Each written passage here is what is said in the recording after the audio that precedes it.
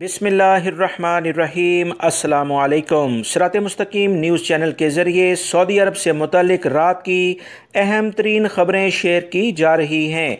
दोस्तों, आज बहुत अहम मालूमात हैं, वीडियो मुकम्मल देखें ताकि तमाम मालूमात आपको मिल सकें। वीडियो लाइक करके शेयर आगे लाजमी कर दीगा ताकि दूसरे भाई भी मालूमात जान सकें।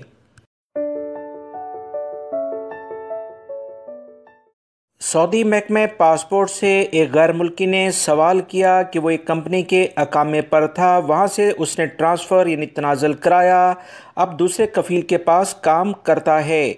सवाल ये है कि अकामा कार्ड जो कि 5 साल के लिए होता है, क्या नया बनवाना लाजमी है? इस सिलसिले में जवाज़ात की जानिब से इस शख्स को बताया गया कि अकामा कार्ड बिल्कुल 5 साल के लिए कारआमद यानी काबिल इस्तेमाल होता है, मगर कार्ड उस वक्त तब्दील हो जाएगा जब आपकी कंपनी या कफ़ील भी तब्दील होंगे। इसलिए आपको चाहिए कि अकामा कार्ड पहली फ़ुर्सत में तब्दील करवा लें। यह ज़रूरी है क्योंकि कानून के मुताबिक अकामा कार्ड इसी कफ़ील के नाम से होना चाहिए जिसके ज़ेर कफ़ालत कोई भी गैर मुल्की ममलिकत में मुकीम हो। लिहाजा वो तमाम गैर मुल्की अफराद इस बात को अच्छे तरीके से जान लें कि अगर किसी भी दूसरे कफ़ील या कंपनी के पास काम करते हुए मकतबा अमल की छापामार टीमों ने आपको पकड़ लिया तो लाजमी तौर पर कानून के मुताबिक जो भी सज़ा और जुर्माना है उसके बाद डिपोर्ट कर दिया जाएगा।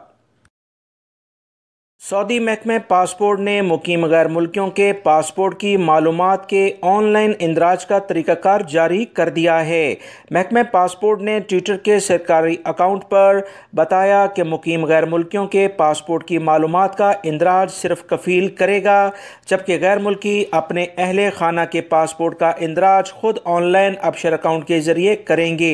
इस सिलसिले में वो तमाम लोग जो कि सऊदी अरब में अपनी फैमिली के साथ मौजूद हैं, उन्हें परेशान होने की ज़रूरत नहीं। वो खुद अपनी फैमिली के कफ़ील हैं, लिहाजा पहली फ़ुर्सत में अपनी फैमिली के जो 6 साल के बच्चे हैं उनके फिंगरप्रिंट करवाएं ताकि आपके अकामे और वीज़ों के बारे में किसी भी किस्म की आपको मुश्किलात का सामना ना करना पड़े। सऊदी महकमे सेहत ने बताया है कि अल्हम्दुलिल्लाह 29 अगस्त बहुत अहम दिन है क्योंकि वबाई मर्ज़ के केसेस 1000 से भी कम यहाँ रिकॉर्ड किए गए हैं। दोस्तों, इसकी मुकम्मल तफसीलात तो मैं अपनी वबाई मर्ज़ कोरोना की जो एक न्यूज़ रोज़ाना की बुनियाद पर 4 बजे के करीब शेयर करता हूँ उसमें ऑलरेडी शेयर कर चुका हूँ, मगर मज़ीद कुछ तफसीलात इस ख़बरों में आपसे शेयर की जा रही हैं।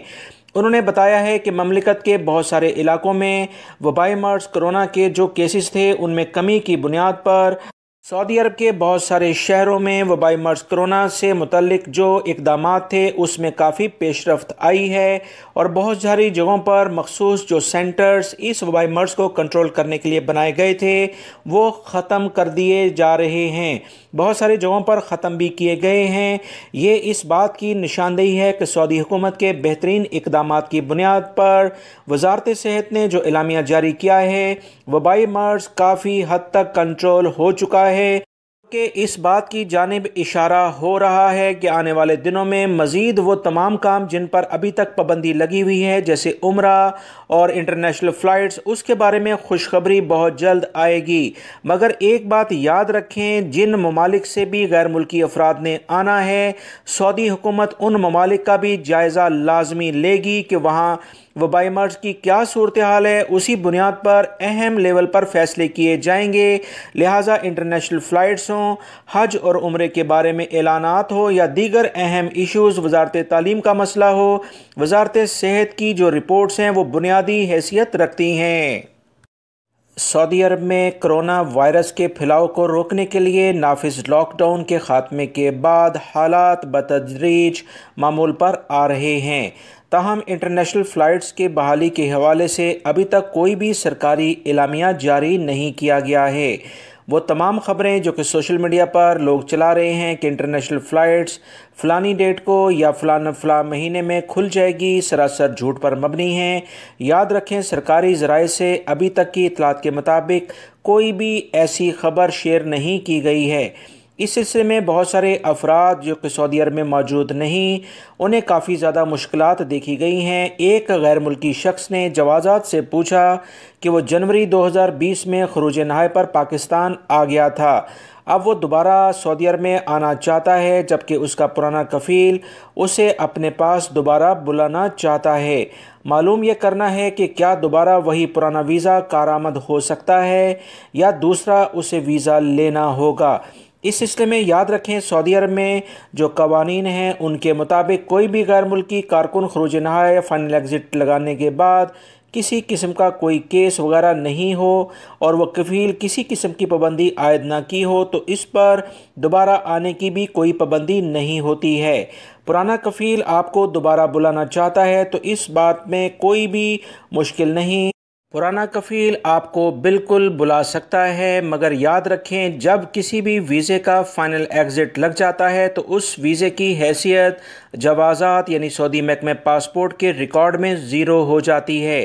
اب پرانے کفیل سے کہیں کہ وہ نیا ویزا آپ کو جاری کرے، کیونکہ اسی کے ساتھ ہی آپ سعودی عرب میں دوبارہ آ سکتے ہیں۔ انٹرنیشنل فلائٹس کھلنے کا آپ کو انتظار کرنا ہوگا۔